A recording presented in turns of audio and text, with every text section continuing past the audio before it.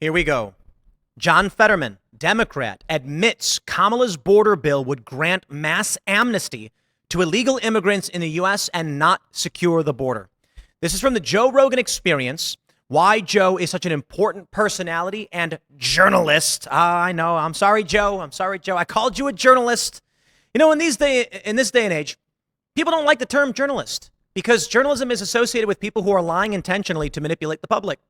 But there is something real to doing journalism, and that is Joe Rogan sitting down with a politician, asking him a straightforward question, saying, these are the concerns about Kamala and the Democrats' border bill. You call it bipartisan. It would create a path towards citizenship, amnesty, for a large group of people that the Democratic Party has just bestowed with free money. Now, Joe doesn't say it exactly like that, but Fetterman, he's not as look. I'm not trying to rag on the guy. He's not particularly articulate following his stroke, but you can still understand his ideas. He tries to get around and ultimately concedes to Joe Rogan. Yes, if the Democrat border bill were to have been signed off on, and they say bipartisan, it would have created a massive path for non-citizens to enter this country by means that today are illegal, but this bill would legalize, give them EBT benefits, housing, etc., and a path to amnesty where they could then vote, permanently turning swing states into Democrat states. And Fetterman says yes. So I just want to say, because it bears repeating, shout out to Joe Rogan, who often says he's just some dumb guy.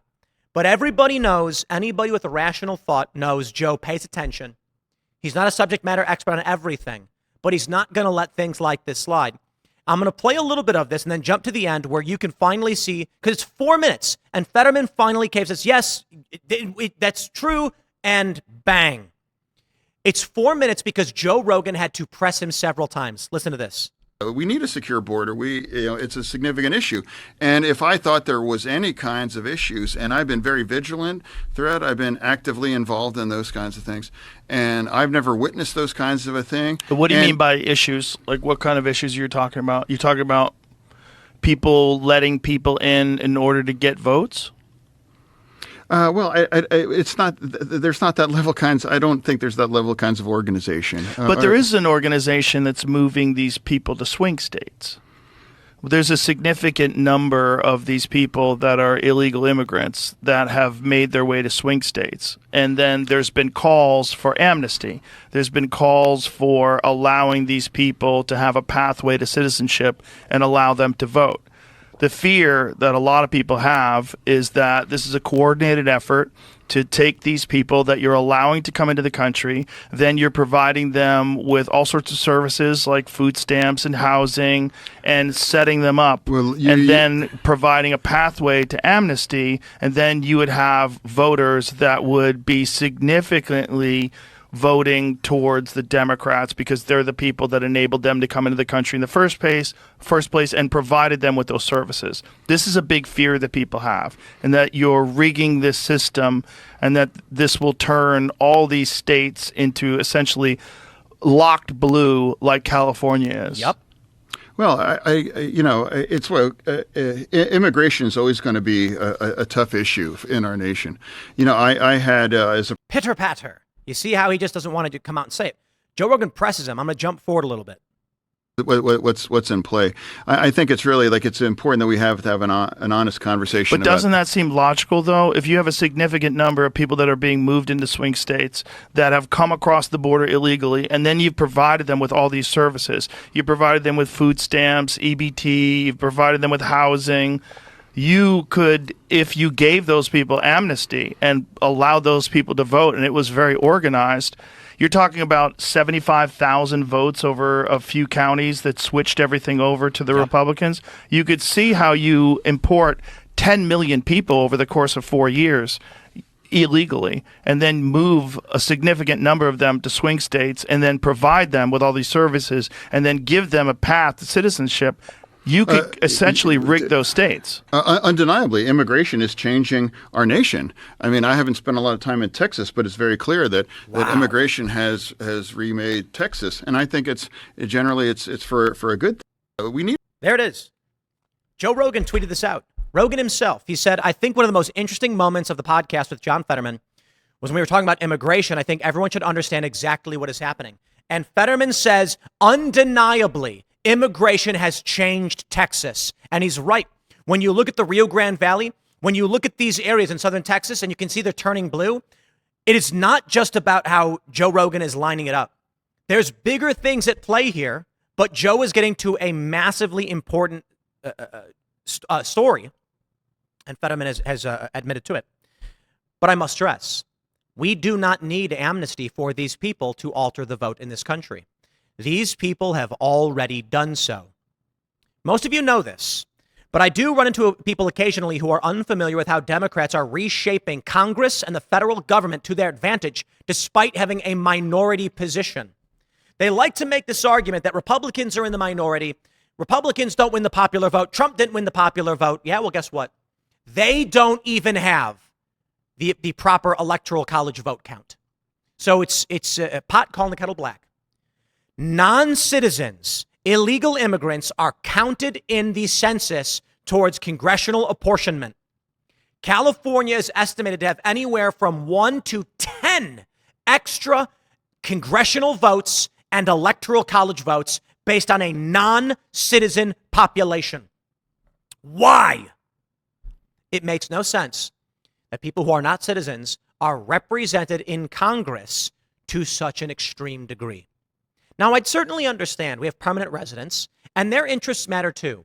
They can't vote, but a permanent resident alien, they are here legally, they file the paperwork, they go to our schools, they pay taxes, and I can respect that. But that's a half measure. You're not a full citizen, but you're allowed to be here, and we respect you. And I love immigration because we take the skilled and best people from other countries, and we add that to our economy, and it's a good thing. You take a look at, say, Nigerian immigrants, and they make more money on average. I believe this is true. They make more money on average than many different demographics in the United States. And people say it's because the people who migrate from Nigeria are the cream of the crop, best of the best. They come here, and they work hard, and they succeed, and they're very smart people. I don't care where you come from, what country. There's good people, there's bad people. So long as it's done legally, we're getting the best of the best, and we're becoming that true great melting pot. But what's happening now with Democrats is they let illegal immigrants in, people of low or no skill, and I mean no disrespect to them, because I do respect their desire to be in this great nation, makes sense to me, but they're violating our laws. Democrats then invite them into sanctuary states where they refuse to follow federal law and give these people a status. And the status they're getting right now is not even permanent. What the Biden-Harris administration is doing is they're bringing in millions of non-citizens and then canceling their court hearings. So they're not permanent residents. They have no legal status, but they're not subject to deportation or any kind of removal action. So now they're here, and that means in a few years, it's a long game, they will be counted in the census, and Democrat states will get extra votes. So imagine if we were to subtract those extra votes they get. 538 is the electoral number, 538. One electoral vote for every member of Congress, senator, and then I believe D.C. has 3. I could be wrong. 538. If we were to remove the 10 or so, let's cut it down. Let's say 3. If we were to say 3 votes, members of Congress and electoral votes in California are illegitimate because of illegal immigrant population, they would be redistributed to other places like Republican areas. Most likely Republican areas. Could maybe be Democrat areas, but I tell you this, if you were to get rid of every illegal immigrant, which are disproportionately in blue states that operate as sanctuaries, Democrats would lose a substantial amount of federal authority, power, and access to the presidency. I believe this is cheating. And they claim the Electoral College is archaic and should be done away with because Republicans are in the minority. Yeah. Well, of those people who can vote, Democrats have won the popular vote. Fair point. But they should not have nearly as many Electoral College votes, which would massively alter how this country is run and for the better. I think so. I've seen people like Jimmy Dore, who I think is fantastic, say the Electoral College is bad, and he's wrong. But he's allowed to be wrong. He's a good dude. I consider him a friend, and we should have a conversation. It'd be a great discussion. And then I see other far leftists who are plain wrong, but maliciously wrong. The Electoral College protects small jurisdictions from the might of a few. Isn't that what they want? Why should Rhode Island have all of their rights voted away by New York? Why should Iowa have all of their rights and resources voted away by California? This was the point of the Electoral College in the first place, a union of states. We are not one large landmass of popular vote. A union of states matters because the states have different resources, different interests, and different sizes based on the agreements that they had. So right now, what do we see? Democrats, I believe this is true, and I believe John Fetterman is correct, and I believe Joe Rogan is correct. What we are seeing right now is that Democrats are importing people, overwhelmingly sending them to swing states. We see it in Ohio all over the place.